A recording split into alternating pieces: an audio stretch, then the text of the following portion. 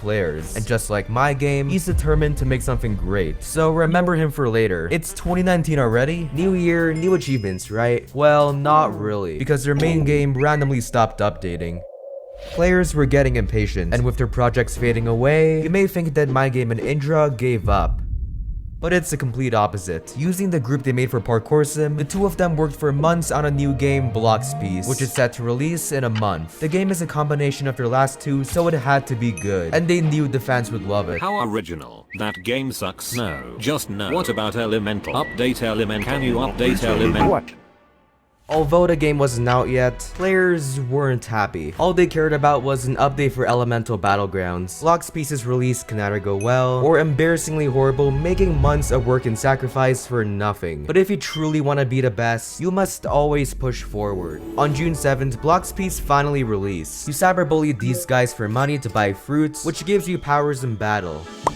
The first players have joined, ready to adventure. Although their game was very simple, the pioneers somehow found ways to break it not even a day later. Like this guy rapidly switching his weapon, which somehow combines them. This may look like a bad thing at first, but these kinds of glitches make the game more enjoyable, which may help it grow later on. However, to be considered the #1 game, it needs to achieve all these goals. If my game and Indra want that title, they needed to play their cards right. Instead of something basic like a new egg, they added new fruits to the game, each with their own abilities. And to make grinding more fun, they also added 3 new islands, and each with their own enemies, helping players level up. Progress was being made, but all these updates would be useless if people didn't care. Thankfully, the players had other goals in mind. With money, you can buy the best fruits, weapons, and fighting styles, which were very fun to fight with. So to keep the game more alive, players kept finding strange ways to make money. Remember the islands I showed you before? Well, this one in particular led to a cool discovery. By simply going to this temple, breaking in, and running in circles, you can farm up to $7,000 per minute. Speaking of money, the devs were making tons of it, thanks to their special strategy. Instead of being like most devs and making random updates, they actually let us choose the updates. You gotta give people what they want. This went on for months, where more challenges, weapons, fruits, and even mysteries were rolled in. The community built hype around those with fun glitches, speedruns to max level, and long hunts for insanely rare weapons. We had a reason to play. The devs even redid a bunch of fruits to make the game more fresh. Everything seemed to be going well until... It's November, and the game hasn't updated in 3 months. Is bloxfruit just another abandoned Roblox project? Well, let's find out. Today's the big day. I've been working for 3 months on this update, and it'll be the best thing anyone can feast their eyes upon. Here we go.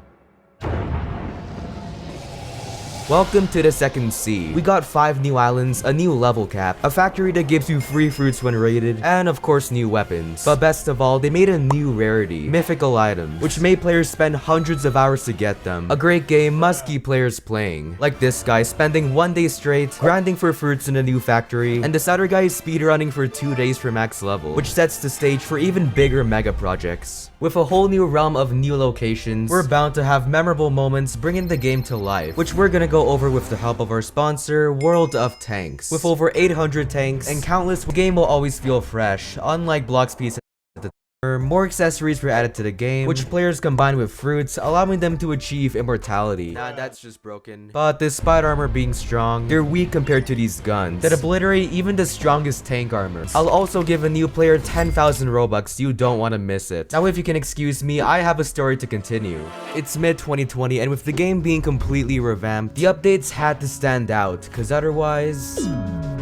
Their first move was to add a huge new area, then build a lab on top that allows players to simulate raids. These raids come in handy because they give you fragments to awaken your fruits, basically a buffed version of them. But a smart move the devs made was starting their own channel. Not only did they leak future updates to build hype, they also filmed questionable videos, like my game obliterating 5 admins with the new Quick Fruit Awakened, with over 9,000 levels, then gets one-shotted by Indra's special admin powers, and all for a good 3 million views. Clips of admins trolling as well as a new feature characters brought insane traffic to the game. So the admins trolled even more by spawning a bunch of deadly sea beasts in someone's video, as well as showing off even more secret abilities you can only dream of having. Speaking of abilities, the community got so strong to the point where they would do anything for a good fruit. Like if you went on eBay and searched up bloxfruit, there's people selling accounts for ridiculous prices. $400 for a dough fruit, why do people buy this stuff? But on the flip side, we had people like the Great Ace, dedicating his life to rolling hundreds of fruits, just to give them all away like a Giga Chad.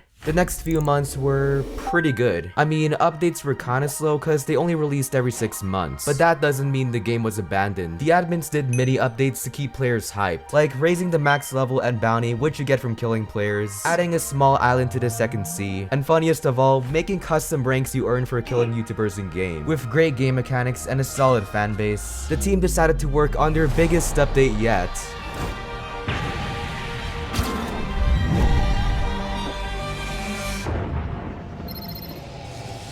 At this point, bloxfruit was a cinematic universe, with 3 massive connected worlds and many new fruits in a new update. But we still have a problem. With the game being one step closer to number 1, we're bound to have bad apples. You see, this whole time, the game didn't have trading. All you could do was drop your fruit and pray they trade you back. So in the update, the devs made a safe trading system. Each fruit had an official value so you know if you're getting scammed. I don't know how much this helped, but it did make players go ballistic. Around this time, my game and Indra did something clever. The game was very competitive and players always compared them. So to gather attention, they 1v1'd with admin commands on a massive YouTuber's livestream. Noob. It's a new year, and when I say the game was making progress, I mean it. Cause history was being made left and right. For the first time, players broke Roblox itself. No, not just by crashing Roblox with a high player count. Every world had a level requirement, but players found a way to break into the first sea without a high enough level. By sailing to this island, beating up the Rip Indra boss and rejoining, the servers would break and somehow let you win. But the game's success was not only from glitches, but mega projects too. Remember the guy who gave away hundreds of fruits? Well, that same guy spent days making 100 accounts just to farm all these fruits to give away. Like, this is crazy. But unfortunately, the game trolled him, deleting lots of progress. But the game itself was progressing amazingly. Of course, we had the occasional screw up, like this glitch where a quest gave 10 times more XP than usual. But with fruit designs being out of this world and players constantly pushing the limits, the devs were ready for their biggest challenge yet. But to do this, they needed help from their trusty friend.